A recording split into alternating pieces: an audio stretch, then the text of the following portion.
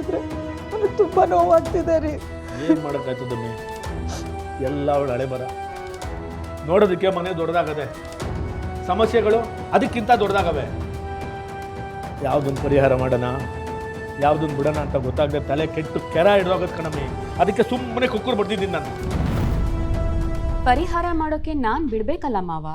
ನೀವು ಹೀಗೆ ನರಳೋದನ್ನ ನೋಡಬೇಕು ಅಂತಾನೆ ಅಲ್ವಾ ಒಂದಾದ್ಮೇಲೆ ಒಂದು ಸಮಸ್ಯೆನ ಸೃಷ್ಟಿ ಮಾಡಿರೋದು.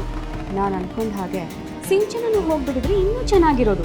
ಆದರೆ ಏನು ಮಾಡೋದು, ಬದುಕ್ಬಿಟ್ಲು. ಹಾಗಂತ ಇಷ್ಟಕ್ಕೆ ಸುಮ್ಮನೆ ಇರ್ತೀನಿ ಅಂತ ಅನ್ಕೋಬೇಡಿ. ಮುಂದೆ ನಾನು ಮಾಡೋ ಕೆಲಸಗಳಿಗೆ ನೀವು ತಕ್ಕ ಬೆಲೆ ಕೊಡಲೇಬೇಕಾಗತ್ತೆ.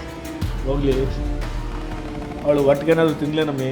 ಇಲ್ಲ ರೀ, ಏನು ಕೊಟ್ಟರು ಬೇಡ ಅಂತಿದ್ದಾಳೆ. ಅತ್ತೆ, ಸದ್ಯಕ್ಕೆ ಈಗ ಅವಳನ್ನ ಡಿಸ್ಟರ್ಬ್ ಮಾಡೋದು ಬೇಡ. ನಾವೇನಾದರೂ ಈಗ ಬಲವಂತ ಮಾಡಿದ್ರೆ ಅವಳು ಇನ್ನೂ ಕೋಪ ಮಾಡ್ಕೋಬೋದು. ಸೊ ಈಗ ಅವಳ ಪಾಡಿಗೆ ಬಿಟ್ಟರೆ ಒಳ್ಳೇದು ಅನಿಸುತ್ತೆ. ಅಲ್ಲ ಕಣವ, ಮಗಳು ಹಿಂಗಿದ್ರೆ ನಾವು ನೋಡ್ಕೊಂಡು ಸುಮ್ಮನೆ ಇರೋಕ್ಕಾಯ್ತದೇನವ? ಅವಳು ಕೊರಗ್ತಾ ಇರೋದು ನೋಡಿದ್ರೆ ನನ್ನ ಕರಳು ಕಿತ್ತು ಬಂದಂಗೆ ಆಯ್ತದ ಕಣವ. ಅದು ಯಾವ ಜನ್ಮಲ್ಲಿ ಏನು ಪಾಪ ಮಾಡಿದ್ಲೋ ಏನೋ, ಈ ಜನ್ಮಲ್ಲಿ ಅನುಭವಿಸ್ತಾವಳೆ.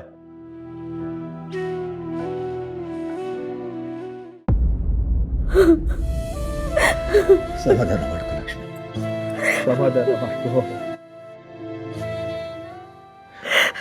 ನೋಡು, ನೀನು ಹೀಗೆ ದುಃಖ ಪಡ್ತೀಯಾ, ಮನಸ್ಸಿಗೆ ನೋವು ಮಾಡ್ಕೊಳ್ತೀಯ ಅಂತಲೇ ಆ ವಿಷಯ ನಿನಗೆ ಹೇಳಲಿಲ್ಲ ಅನ್ಸುತ್ತೆ. ನಮಗೆ ಇಷ್ಟೊಂದು ನೋವಾಗ್ತಿದೆ ಅಂದರೆ ಮಗುನ ಕಳ್ಕೊಂಡು ಸಿಂಚನಾಗಿ ಏನು ಎಷ್ಟು ನೋವಾಗ್ತಿರ್ಬೇಡ. ಇಂಥ ಸಮಯದಲ್ಲಿ ನಾವುಗಳು ಧೈರ್ಯ ಕಳ್ಕೋಬಾರ್ದು. ನಾವು ನಿಂತು ಅವಳಿಗೆ ಧೈರ್ಯ ಹೇಳಬೇಕು, ಸಮಾಧಾನ ಮಾಡ್ಕೊಳ್ಳಿ.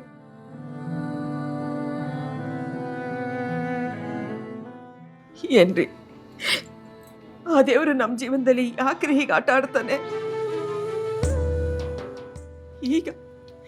ಈಗ ಸ್ವಲ್ಪ ಹೊತ್ತಿಗೆ ಮುಂಚೆ ನಮ್ಮಣ್ಣ ನಮ್ಮ ಜೊತೆ ಸೇರ್ಕೊಂಡ ಅಂತ ಸಂತೋಷ ಪಡ್ತಾ ಇದ್ವಿ.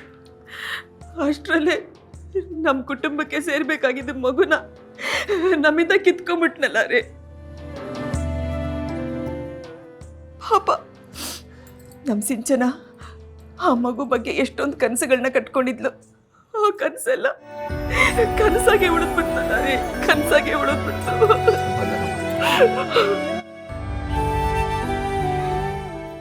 ಅಲ್ಲ ರೀ, ನಮ್ಮ ಹರೀಶ ಯಾಕ್ರಿ ಹೀಗೆ ಮಾಡ್ತಾನೆ?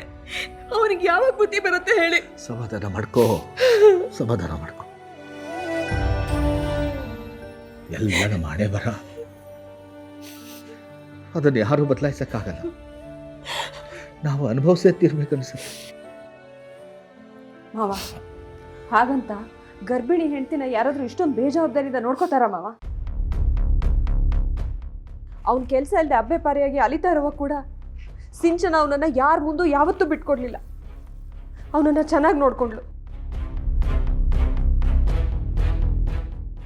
ಅವನು ಅವಳಿಗೋಸ್ಕರ ಏನು ಮಾಡೋದು ಬೇಕಿರಲಿಲ್ಲ.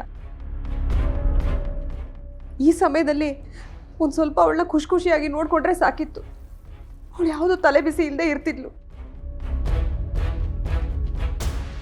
ಗಂಡ ಸರಿ ಇಲ್ಲ ಅನ್ನೋ ನೋವು ಒಂದು ಕಡೆ, ಈಗ ಮಗುನ ಕಳ್ಕೊಂಡಿರೋ ನೋವು ಇನ್ನೊಂದು ಕಡೆ.